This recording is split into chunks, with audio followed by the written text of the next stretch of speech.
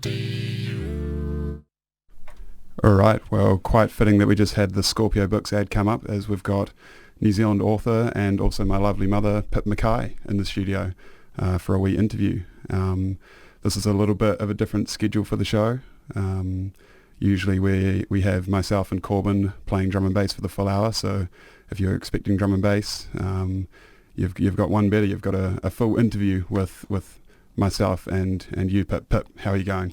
All good, and so cool to be in the studio with you. Been really enjoying the vibes, thinking about that sort of link with creativity and everything. Really cool to be here. Awesome. Yeah, great to have you. So first of all, just wanted to say a massive congratulations on the novel. It's your first one, and winner of the International First Pages Prize, judged by the highly esteemed Sebastian Fulks. Thank you. I'm not much of I wasn't personally aware of Sebastian, but he's clearly a very famous name. He's a British author, and he's won lots and lots of awards for books. Birdsong is one of his sort of true classics. But yeah, it was pretty cool to have him validate my words. Yeah, and awesome just to have him read the story. Absolutely. Or at least the first 5 pages. Yeah. I'm sure he would have gone through the whole thing. I'm sure. So, yeah, I've just finished the novel myself over the weekend. I was up in the Sounds and just chewed through the last 100 pages and really enjoyed it myself. Could you give us a brief overview of the novel for the listeners who may be interested in having a look and maybe buying it? Yeah, sure. This is a novel with 2 young women at its heart, and it spans 2 decades, it spans the late 1950s and the late 80s. Gabriella is a young woman from Korchula who comes when she's 19 over to New Zealand carrying a secret. And so she's an immigrant to this country. She joins the Croatian community. In 1989, her daughter Louisa is frustrated that her mother hasn't sort of shed any light on the secret, the fact that she's actually sort of cut ties with her family back on Korchula, which is just off the Croatian coast. And I don't know if I can't remember when you went to Croatia, Alex, whether you got down that far. I don't think you did, but it's close. Korčula is very close to Dubrovnik, which is such a lovely, lovely place. And it's got really beautiful architecture, which is why I actually chose to set the novel there. Yeah. But Louisa goes back to unpick her mother's secret, basically, and she encounters some culture shocks and some pretty dark encounters of her own. So it's kind of, I like how the story, just that I'm talking to you actually, it's kind of a story about that time, which is where you're at when you're in your early 20s, when it's such a cool time and there's lots of risk-taking and all the rest of it, but often there's decisions that you make that are sometimes based on not a lot of fact. They can be gut feel, and sometimes it can sort of, it can affect the way life pans out. So, yeah. And I think, because myself travelling to Croatia last year, it was obviously in a very different state compared to when you travelled in the 1980s, wasn't it? The late 1980s. And that was where the nugget of the story really came from. So I backpacked in 1989, and the story has taken me 6 years to write. Wow. So I just think that's actually quite interesting just from a creative sort of pathway. But it took me six years to write, but it came from my own personal experience when I was backpacking, and when we crossed, a girlfriend and I crossed into Yugoslavia as it was then. We hadn't realised it was sort of on the brink of civil war at that time. And we, as young women, put ourselves in quite a vulnerable situation. And I just thought, look, it's actually something that's age-old. It doesn't actually change. And that I just thought I can build a story from this. And I'm just really interested in immigrant stories as well. So, just a whole lot of things came together. Yeah, that's awesome. Well, what we thought we'd do, you've brought some music with you. We thought, being a music station, we might like to hear what was going on in your ear at the time of those travels. So maybe explain a bit about the first song that you've brought in for us. Yeah, okay. I thought this was quite a cool idea. Alex had sort of tried to sort of riff off the Desert Island Disc podcast idea. So I've chosen 5 songs that were influential, and given that I'm in a university town and this is a university station, I thought that I'd think about some of the songs that were sort of like anthems at my time at uni, which was in the 80s. And I've chosen The Exponents, Why Does Love Do This To Me? Yeah, great New Zealand anthem. And yeah, coming up right now. You left me, you know I'm hurting for you. It seems now that it's over, but there is nothing I can do. I don't know. Why does love do this to me? I don't know. I don't know. Jackie came, she went away, deep in the valley. I kissed her that day, but it seems I'm thinking of you. But I'm still thinking about myself. I don't know. Why does love do this to me? I don't know. Why does love do this to me? I don't know. I don't know.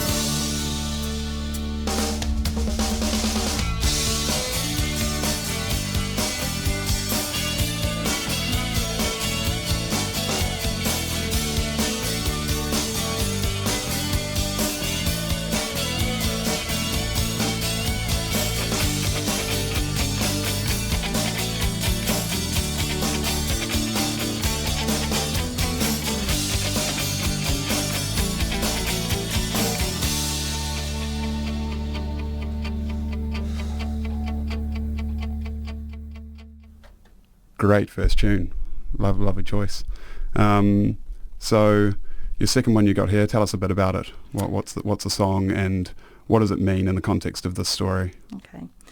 I've chosen here an old song by Helen Reddy that released in 1972.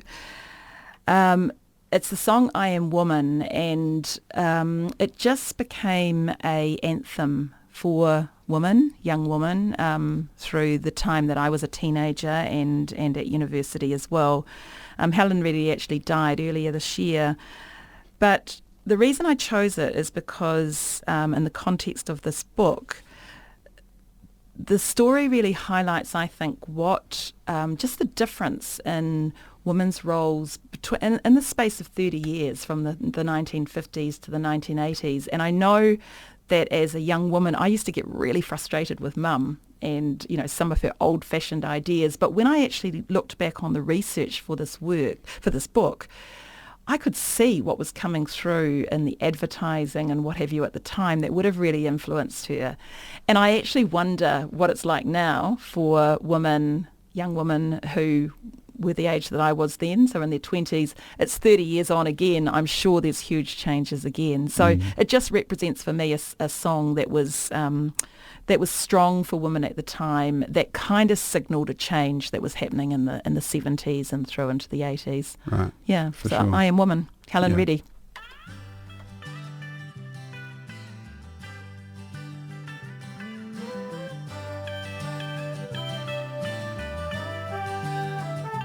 I am woman, hear me roar, in numbers too big to ignore, and I know too much to go back and pretend, 'cause I've heard it all before, and I've been down there on the floor. No one's ever gonna keep me down again. Whoa, yes, I am wise, but it's wisdom for the pain. Yes, I paid the price, but look how much I gained. If I have to, I can do anything. I am strong. I am invincible. I am woman.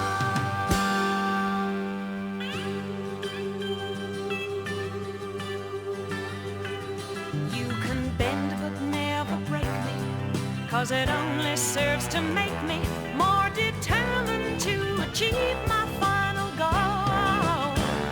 And I come back even stronger, not a novice any longer, 'cause you've deepened the conviction in my soul. Oh yes, I am wise, but it's wisdom born of pain. Yes, I paid the price, but look how much I gained. If I have to, I can do anything. I am strong, I am invincible, I am woman. Very powerful song right there, especially at the time that it came out. Do you know what year that song came out? 1972. Wow. So very different times back then. Sure and, were. what she's saying definitely still resonates today. So throughout the novel, music was something that was mentioned and something that you used to kind of ensure the reader connects with the times. And we were talking about it before, that it just anchors them to the experience of the novel. Could you explain a little bit more about that? Yeah, when you're writing a novel like this, and particularly a historical novel, you want to basically pepper throughout just a few things that sort of anchor it or make it believable. So songs are a really, really great way to do that. So, for example, in the I've used songs or mentioned songs in the for the late 50s when Gabriella was first here. And the same for Louisa in the 80s, moments that would have been important in her life. And one of those was the Rainbow Warrior Music Festival that was held at Mount Smart Stadium in April 1986. And that came about as a fundraising thing after the Rainbow Warrior, which was a protest ship, was sunk the year prior. So Right. there was those are the sort of things that happened. So that was a big event in the 80s. So I used that in the book to anchor it at that time, I guess, and to make it believable. And for any readers who are around at that time, that just means for them reading it that they might have known that song and managed to connect back just with, in that way that words can't really explain, just connect with that time and that feeling of what was going on at that age. Absolutely. So we were doing a lot of pogo dancing at the time, and Split Ends were great. Their songs were fabulous for that. So my character, I had her remembering, I guess, an event at the Rainbow Warrior Music Festival, and she was pogoing to Split Ends, I See Red. So that's my third choice. Third choice, Split Ends, See Red. Always good to champion a bit of New Zealand music on RDU, so glad you brought in some New Zealand tunes.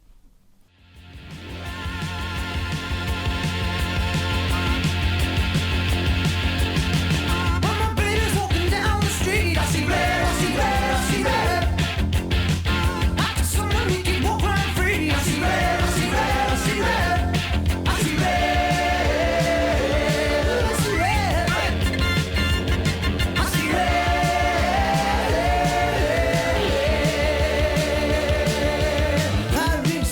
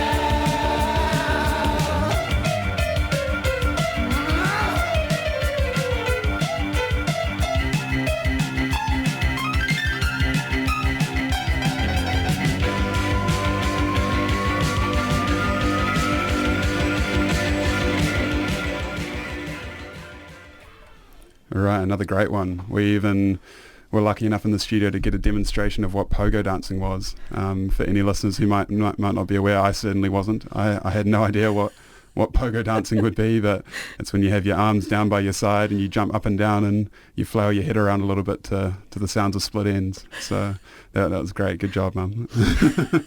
Pleasure. Pleasure.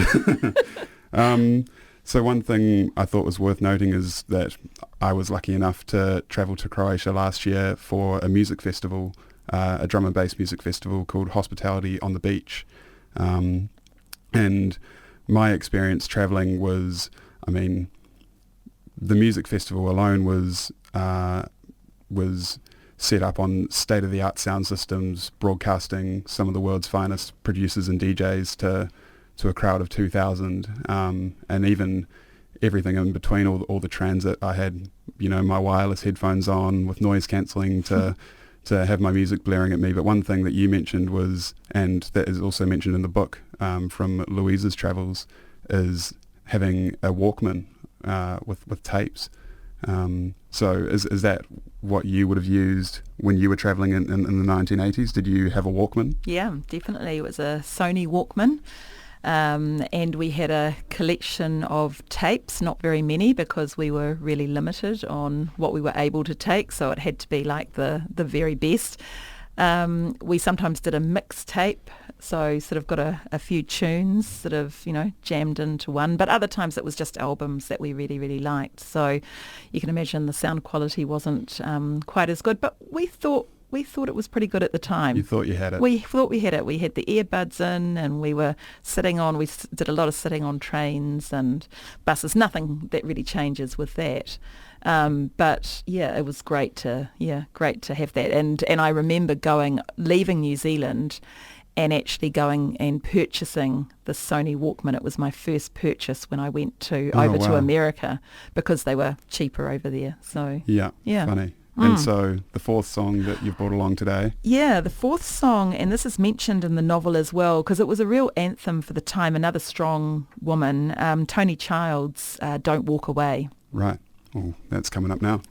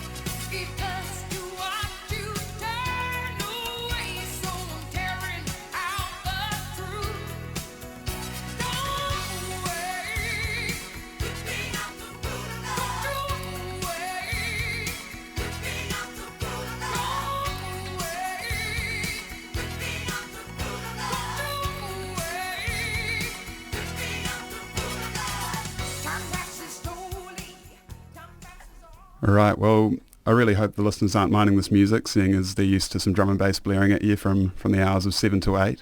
But personally, I'm really liking it. I think it's a nice little change-up and some smooth sounds for your Monday evening. So that was essentially a travel tune. Just conscious about time. Why don't we just make your last tune another standout travel tune? Yeah, okay. I've chosen Graceland by Paul Simon. Africa was always was one of the places that was just fascinating to me, and I have to say I spent a lot of time there when I was travelling. Loved it. So yeah, Graceland. This is Paul Simon, Graceland.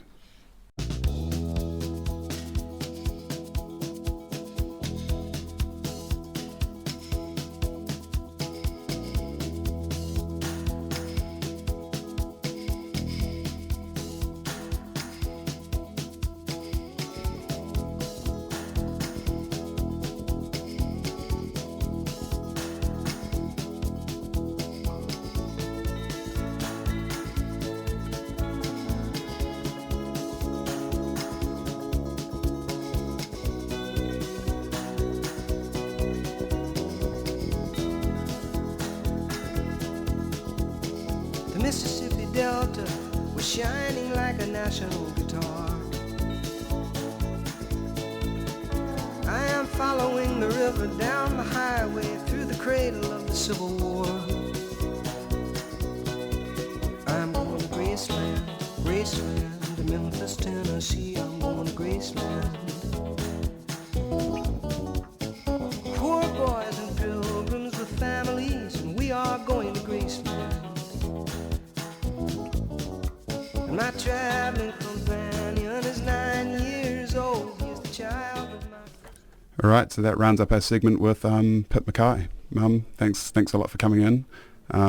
If you're looking to get a copy of The Telling Time, you can check out Mum's website at www.pjmackayauthor.com. The Telling Time is also available in bookstores nationwide, so you can get a copy in from either of those. Definitely time to start thinking about Christmas presents.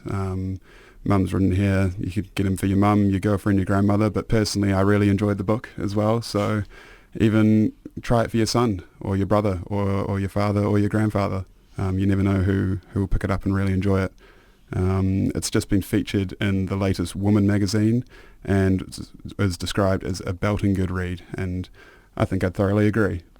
So yeah, Mum, thanks a lot for coming in. It's been great to have you. Oh, yeah, thanks so much. It's just been awesome. I've just really enjoyed seeing how the whole setup works. So very proud of you, Alex. Yeah, oh, thank you. No, I'm very, very proud of you as well.